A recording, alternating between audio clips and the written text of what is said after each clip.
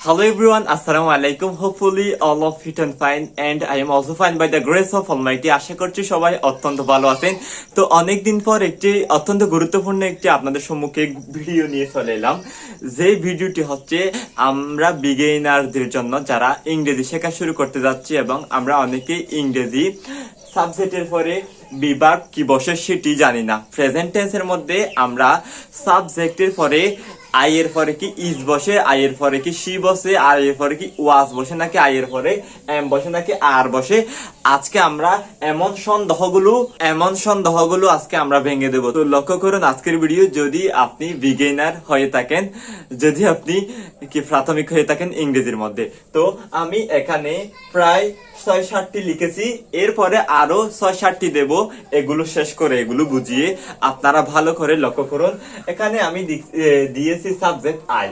I অর্থ হচ্ছে আমি, তো আই এর পরে হচ্ছে প্রেজেন্ট টেন্সের মধ্যে হচ্ছে এম হবে, আই এম। এখানে কিন্তু আই ইজ অথবা আই আর কখনোই হবে না। এবং এরপরে দেখতে পাচ্ছেন হচ্ছে সাবজেক্ট ইউ, তো ইউর পরে কিন্তু আর হবে। আই এম অর্থ হচ্ছে আমি হই, আই এম আমি হই, আমি হই।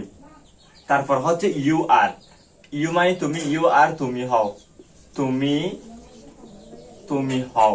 তারপর দেখছেন হি, হি মানে সে, শি ইজ সে হয়, সে সে হয়। এরপর দেখতে পাচ্ছেন শি, শি মানে হচ্ছে ছেলেদের পুরুষদের ক্ষেত্রে কিন্তু হি বোঝানো হয় সাবজেক্ট হিসেবে এবং মহিলাদের ক্ষেত্রে শি বোঝানো হয়। তো শি, শি ইজ সে হয়, সে হয়, সে হয়। তারপর হচ্ছে উই, উই অর্থ হচ্ছে আমরা, তো বলি উই আর। উইর পরে কিন্তু অবশ্যই আর হবে, কারণ উই অর্থ আমরা, আর মানে হই, আমরা হই, আমরা হই, আমরা হই। এরপর দেখতে পাচ্ছেন দে, দে অর্থ হচ্ছে তারা, দেই আর, দে আর আমরা, সরি দে আর তারা হয়, তকাতা রকারা তারা হন হয়, তারা হয়। তো বুঝতে পারছেন আয়ের জন্য আমি, আয়ের জন্য আমি হই আই এম, আমি হই you, you are, he is, she is, we are, they are. তো এগুলো কিন্তু সাধারণত প্রেজেন্ট টেন্সের ক্ষেত্রে কিন্তু এগুলো হয়, কিন্তু যদি আমরা পাস্ট টেন্স হয়ে যায় তাহলে এটা আই ওয়াজ হয়ে যাবে। পাস্ট পার্টিসিপল ফর্মে চলে গেলে এখানে কিন্তু আই হ্যাড হয়ে যাবে। কিন্তু আজকে আমরা শুধু বুঝাচ্ছি প্রেজেন্ট ইনডিফিনিট টেন্সের ক্ষেত্রে সাবজেক্টের পরে বিভাগ কি হয়, এগুলো হচ্ছে বিভাগ। তো এরপর আমি আরো কিছু লিখতেছি, আপনারা লক্ষ্য করুন। লক্ষ্য করুন এরপর আমি আরো কিছু সাবজেক্ট লিখেছি, তো এগুলোর পরে বিভাগ কি বলবে, ইট, দ্যাট, দোজ, দিস, দিস, আর এরপর হচ্ছে নেম।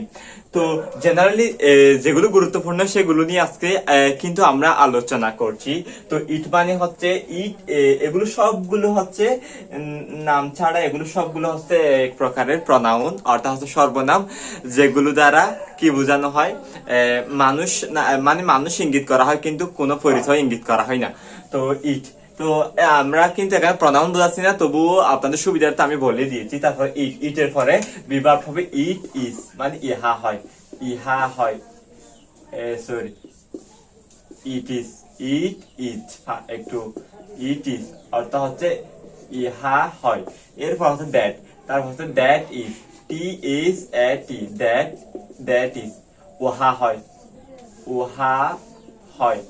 এরপর হচ্ছে দোষ, দোষের দোষ হচ্ছে দ্যাট এর কি plural form, the dog seldom byte.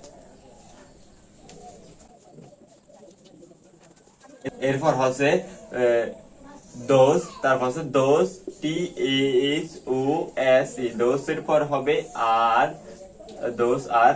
তারপর হচ্ছে this, this is, T H I S, this is হবে, দিস ইজ মানে হচ্ছে ইহা হয়, দোষ আর মানে তাহা হয়। এরপর হচ্ছে দিস, এটাও T H E S E, এখানে কিন্তু আর হবে, নেমের পর ইজ হবে।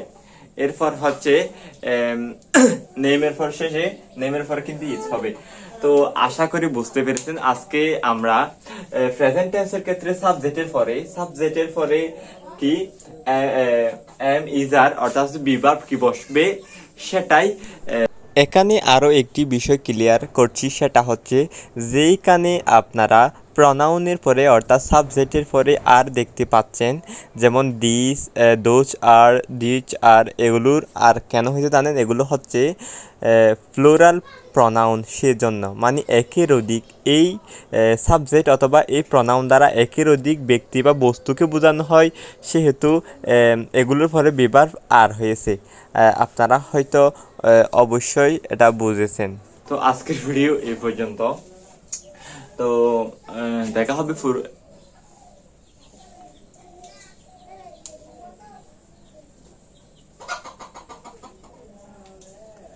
দেখা হবে অন্য আরেকটি ভিডিওতে।